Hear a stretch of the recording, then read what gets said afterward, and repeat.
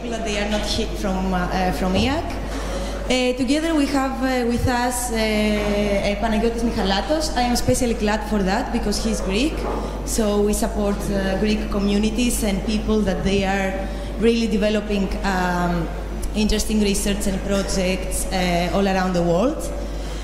For the people that they don't know, I want to read a bit some information about Panagiotis.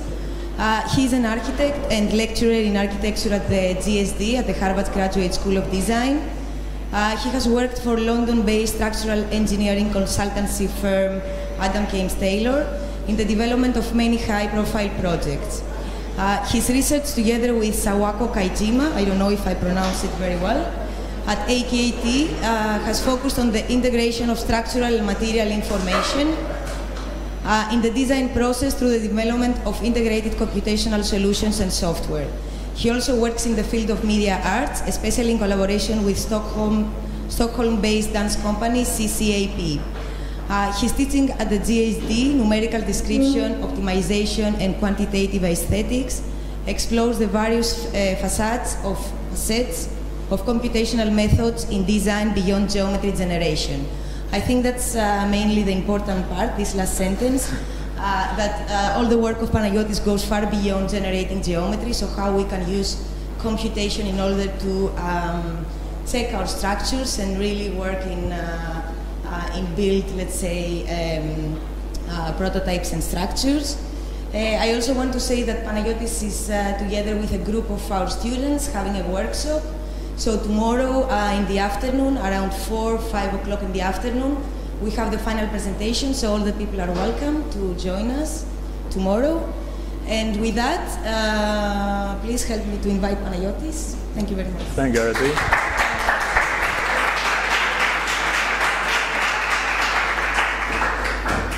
And thank you for coming tonight. My background is a little bit varied, so as Arati said, my background is in architecture, but I worked in interaction design, and my master's was in interaction design, and then I worked for a structural engineering firm, and now I'm teaching again in an architecture school.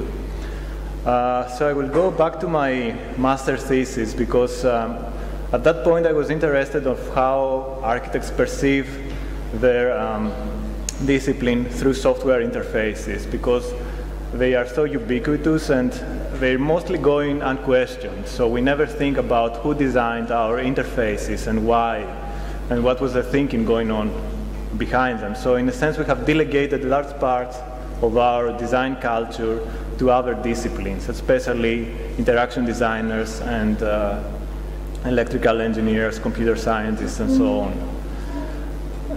Back then, I was interested in the problem of creating interfaces for design that are a little bit intuitive, but I was not interested in generating too complicated geometry, but generating simple interactions with geometry, because I thought that the interesting part in architecture is the dialogue that goes on between you and yourself, between you and your object of inquiry, and architecture is almost always a communication problem as much as anything else. So facilitating and easing this type of communication and collaboration through interface, I thought that it was an interesting area to explore. Then I moved to London and worked for several years for Adam Taylor with a structural engineering firm, where we started working with colleague Sawako Kaijima for a small research group that was specializing in developing project-specific solutions, software solutions, in between, at the interface of architecture and engineering and other disciplines. And I will show some of the projects we did there. So first of all, this is Haider Aliyev Museum, designed by Zaha Hadid. It's a big cultural center in Baku, Azerbaijan. And this is most of the computational groups in Zaha's, Foster's, and all the other companies. This is the thing that you are expected to do most of the time in the past 10 years, because there was always trend for free-form design. And then you have all the consultants spending hours or days post-rationalizing geometry. So basically all this problem of how to panelize all these curved forms. So this was a little exercise on this on this subject. And again, we started, instead of giving a solution, we started developing an interface that allows you to inquire the properties of this object in detail and understand what is the consequences in terms of economy, in terms of aesthetics, of different design decisions. So we paid a lot of attention of creating interactive interfaces that can be taken into a meeting. So their role is not only to solve geometric or structural problems, but to help communication between designers and engineers and clients and consultants. So everyone understanding problems in visual terms that are more accessible for each discipline. So in this case, we can interrogate individual panels, change the panelization properties, and so on. So this is a standard work that you are expected to do in any of the offices in the past 10 years that we're dealing with what they used to call free-form or complex architecture. And also a lot of post-rationalizing going on there, which was kind of an annoying aspect of this type of architecture. So it's called free-form, so it means that at the moment of conception is free of constraints. That's what they meant by that, and meant very little attention paid to tectonics and structure and environmental conditions. And then there is a massive amount of work done by consultants to post-rationalize these projects. This is another project that where we developed some tools for in the same realm. So this is by Alan Dempsey and Alvin Huang, the DRL pavilion for, I think it's the 10 years of the IAAC. And this pavilion, the project was about using glass fiber reinforced concrete in a novel way. So these ribs here are not steel, but they are concrete with glass fiber reinforcement inside. Now, the problem with this project was that it was using a material in a way that it was not meant to be used. And you can see this immediately because although glass fiber reinforced concrete is very good at transferring forces in plane, this is a very wasteful way of using it. And in the end, this structure was excessively heavy for what it was. But nonetheless, we had to work in this standard loop of architecture, design, and development, which was the architects provide some drawings or some rough models. The engineers post-rationalize and generate their own models. There is material testing happening on the side, and our job was to integrate all this procedure through some software interfaces. What we noticed there is that all this process takes a lot of time, converges really slowly, because it needs all this exchange of models and rationalization and post-rationalization and so on. And in that case, the computational design part was mostly about lubricating an existing procedure. So it was accelerating or automating tasks that you are usually doing within a standard development of a project. And we saw how much inefficient that was, because the communication was not any better, basically. No one was understanding exactly the issues that each part in this project was dealing with, the fabrication part, the structural analysis part, and the design part. Another project by Future Systems is the Land Securities Bridge in London. And this is when we started thinking, okay, how can we use all these detailed analysis results that we get out of modern structural analysis software in order to affect the geometry of projects. In order to make any attempt to modify geometry a little bit more informed and consistent with the material properties of the given envelope, no matter how complicated that may be. The standard structural design would be to get all these results, and then you look at few envelopes of results and maximum values, and this determines the sizing of all the struts in this system. For this, we started looking at how we can create data structures that can hold more information than just geometry, so they can hold the material and fabrication information in a single data structure, centralized model. And then how we can interface the different parts of the design and manipulate and aggregate the results so that we can improve the structural behavior of the system. And we used a very simple and almost naive, but it does make sense within some limits, a process where we basically try to densify this pattern that was given by the architects. That was what they wanted. Densify the pattern where the stresses are higher. So that involved calculating all the stresses, unwrapping them in the parametric space of the surface, and then using this in an iterative process, generating gradients and moving the nodes around on the surface until we get some some negotiated solution. And then again, we started creating interfaces for this procedure so that it makes it easier for us to communicate what we were doing, because we didn't want to use black box algorithms and give someone a solution and say this is the final outcome, but allow for people to interact with the software, with the methods that we were using. So in a sense, software is knowledge made accessible, and that was the interesting part for us.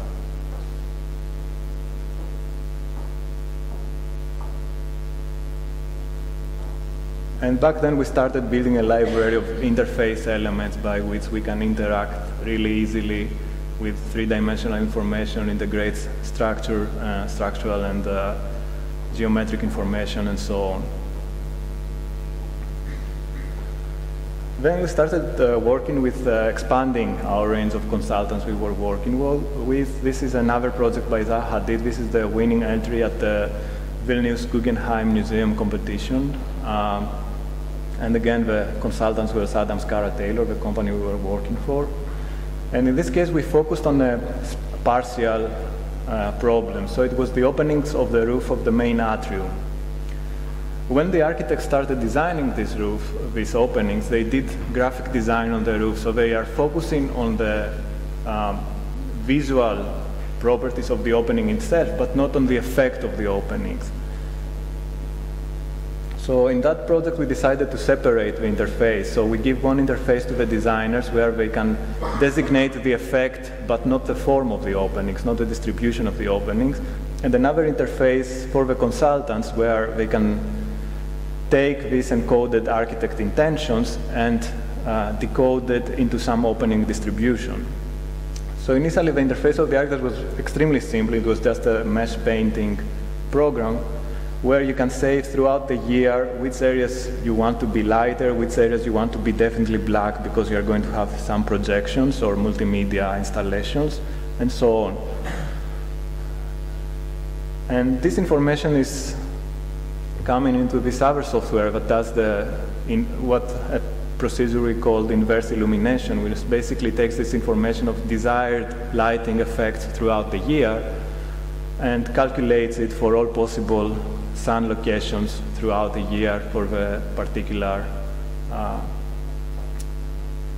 solar angles that exist in Vilnius. We also always try to visualize the algorithm. So although we can run things extremely fast and as a black box, as I said, we try to visualize part of the algorithm so that we can communicate what we are doing. And in this case, there are rays shot much more than the ones visualized here, millions of rays shot towards the sun. The results are aggregating on the roof. You get best possible directions for openings, as well as inhibit the direction that would disturb projections or multimedia installations. And also you get a relative distribution of opening apertures.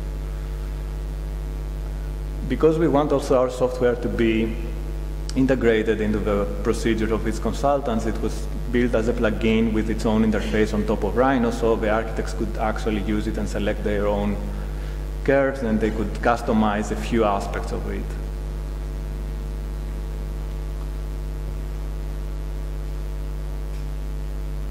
And again, and then because we get bored when we're programming, we're doing also these silly things just for fun. But because it's important, if you imagine something, we are inhabiting software interfaces for most of our life nowadays. If you work in an office, you are staring for 10 or 20 hours at a screen at a particular interface. So I think it's important that the interfaces, among other things, are fun as well. And in any case, we did this opening design when we evaluated with the lighting consultants, and it turns out that it works really well for the environmental requirements of this building. And then we tried to take the same algorithms, change it a little bit. We applied it to this. This is the Birmingham train station designed by foreign office architects, and this has this very shiny cell that would make it create a lot of glare issues. So in that case, we do a little bit of glaring analysis and try to find out how, which portions of this shiny skin would be problematic for the surrounding buildings.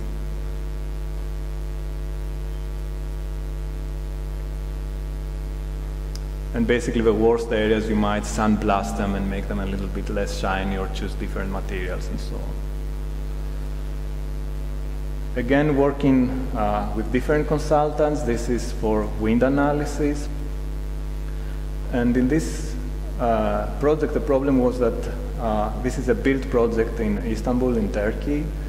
And there wasn't enough analysis done in the early stages of design, so the massing is totally wrong. So you have, for those of you who live in the Eastern Mediterranean, you know that during summer the strongest wind comes from the northeast.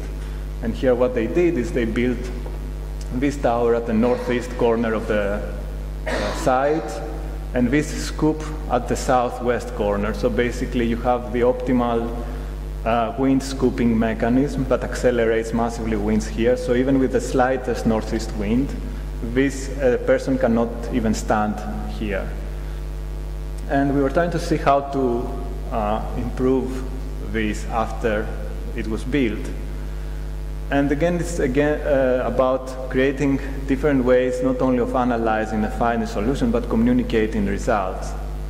So we went into CFD and tried to find out different ways of visualizing things dynamically that are useful for the clients as well, trying to go deep into the comfort levels and how they are analyzed for pedestrian comfort, and try to create maps that are useful and aggregate all the information and show us the slight effects and what is the relationship between different interventions and their effects in the improvement of the project.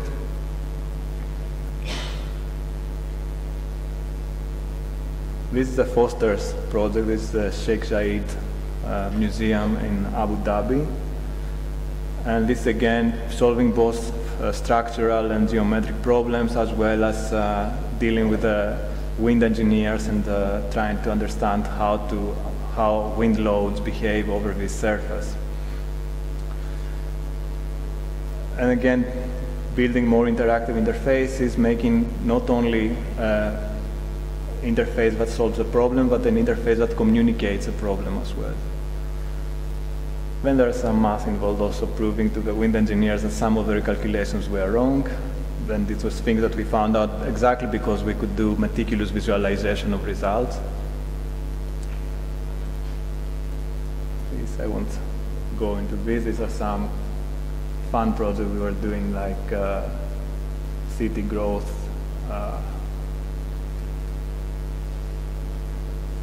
and some light designs we did using structural analysis techniques, so creating compression, semi-open arches and tension cables and things like that. So this was just playful things we were doing in our research group to try to develop our understanding of the relationship between structures and forms. And this resulted in several projects that I will show later that have to do with understanding the role of structural analysis within design.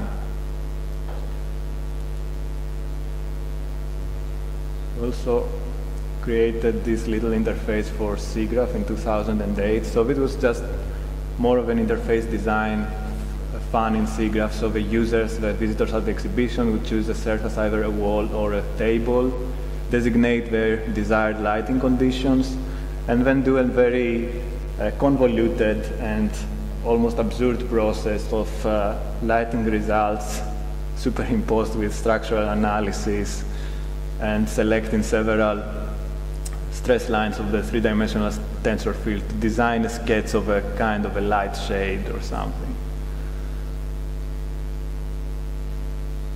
But for those of you who don't know, SIGGRAPH is a computer graphics exhibition. So we are interested in interface design and visualization at that point the most.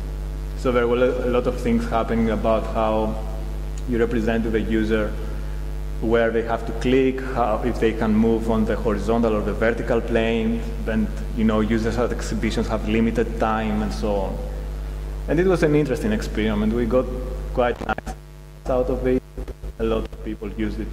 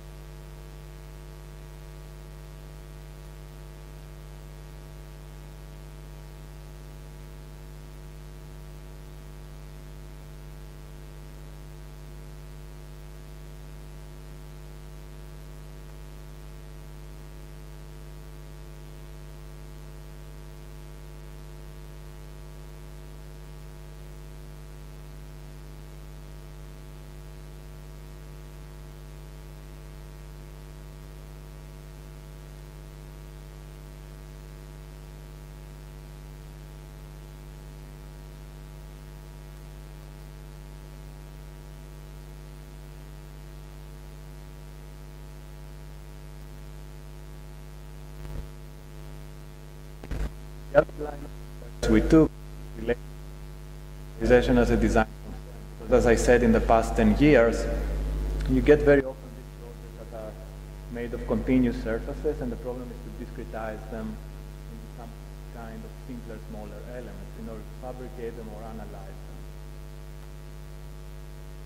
So this is a Jade Mask from ancient China, and it's a very interesting example of discretization. So there is this regular grid that works fine for most of the face, but down here, because it has to go from a regular grid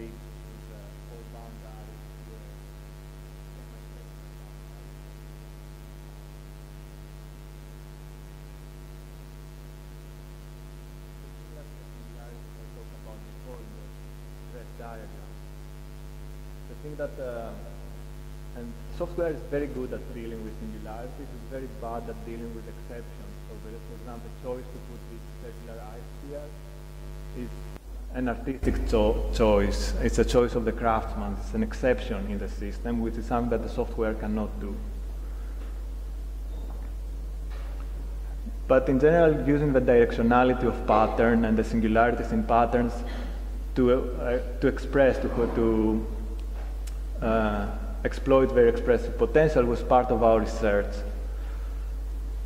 For example, even a simple object as a sphere, it's very unclear how you can discretize it. The most common thing you might have seen is this, because we know there is this theorem called the hairy ball theorem that says that you cannot create a continuous map of the sphere without having singularities, and the most common one is the two poles, these very bad singularities where all the lines converge.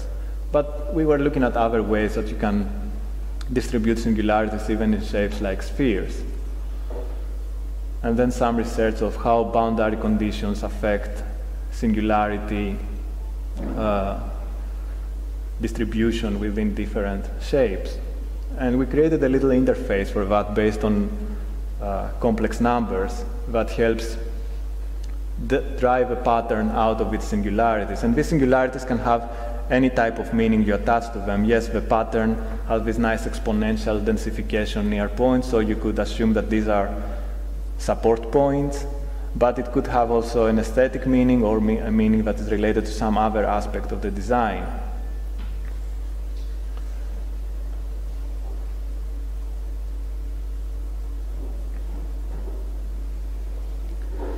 And we took this one step further, looking at a process called global periodic reparameterization, where you can determine or define pure directionality for a pattern over a surface.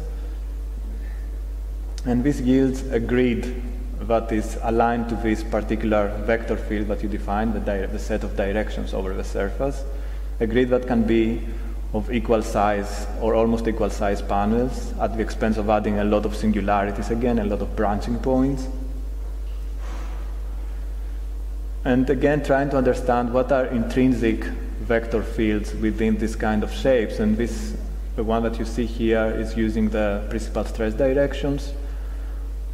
And you can apply, of course, because it's a mapping, you can apply any pattern you want along to align with these directions after you calculate it. Here you see material continuity along principal stress directions, so the perforation doesn't disturb certain load paths.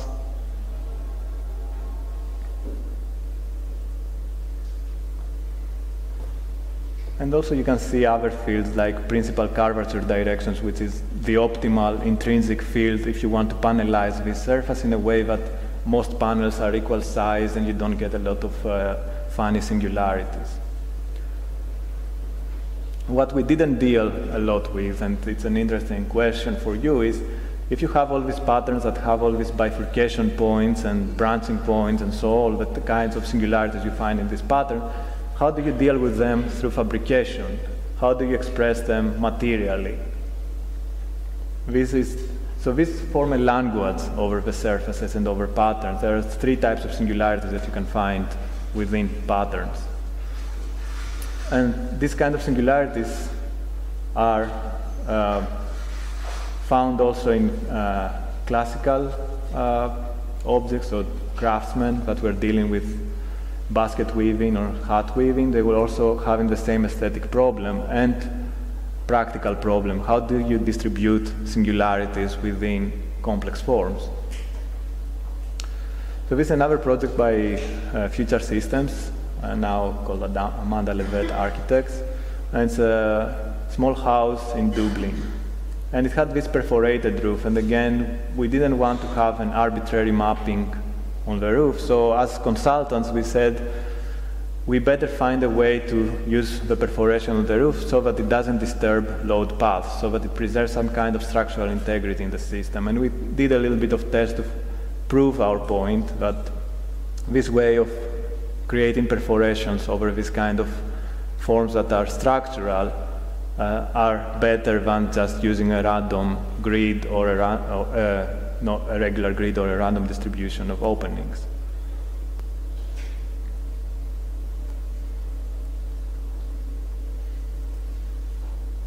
And you can see here, for example, principal stress directions and how there is material continuity along principal stress direction between the perforation patterns.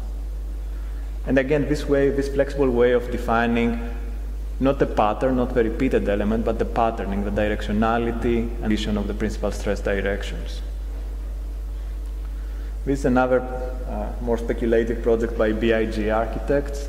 It's called the Wren building. Structurally, this was interesting because it was a hybrid between a bridge and a tower, and it doesn't work well as either. It works very bad as both. But in that case, we again looked at how we were under this circle-packed pattern, so we were trying to understand how we can use circle packing in order to control density of the pattern, in order to improve structural behavior, and in order that the pattern is not totally arbitrary.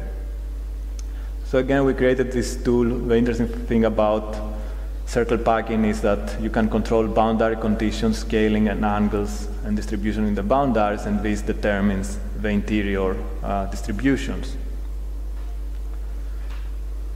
And then did a little bit of testing to try to densify where we have higher stresses and do the evaluation, and indeed it works much better if you follow this. I mean, it's fairly obvious that if you put more material where you have more stress, it will behave better.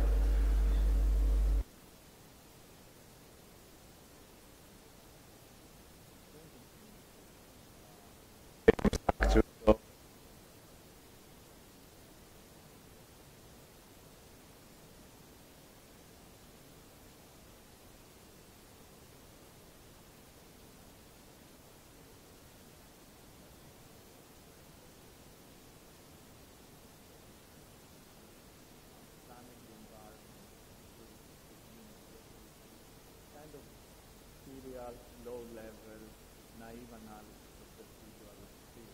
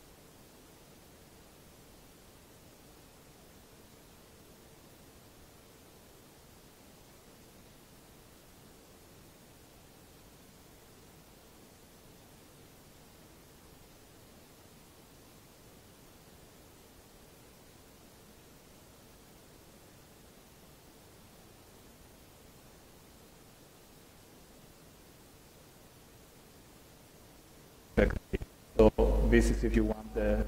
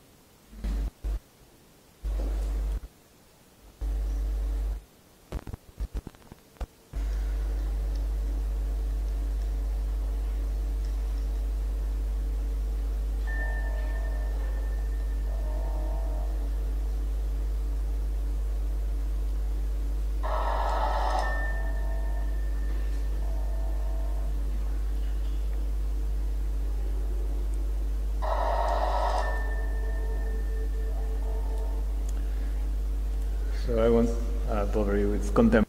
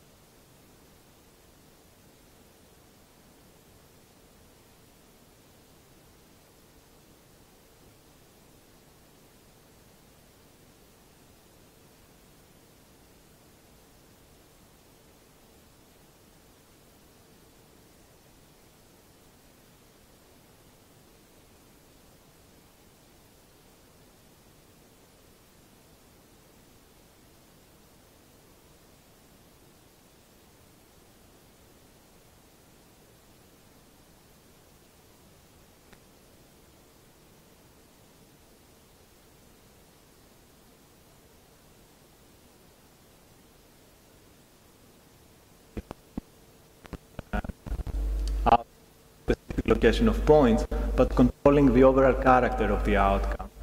The amount, so you could see in this image that it's organized largely into two parts, and then these are this large horizontality. So if you do a visual computer vision analysis, you will find a predominance of horizontal lines. You will find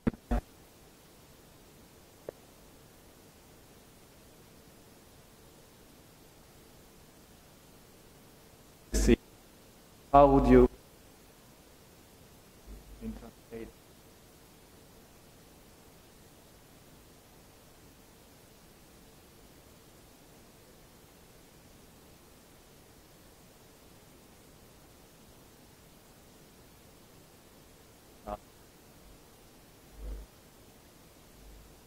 as I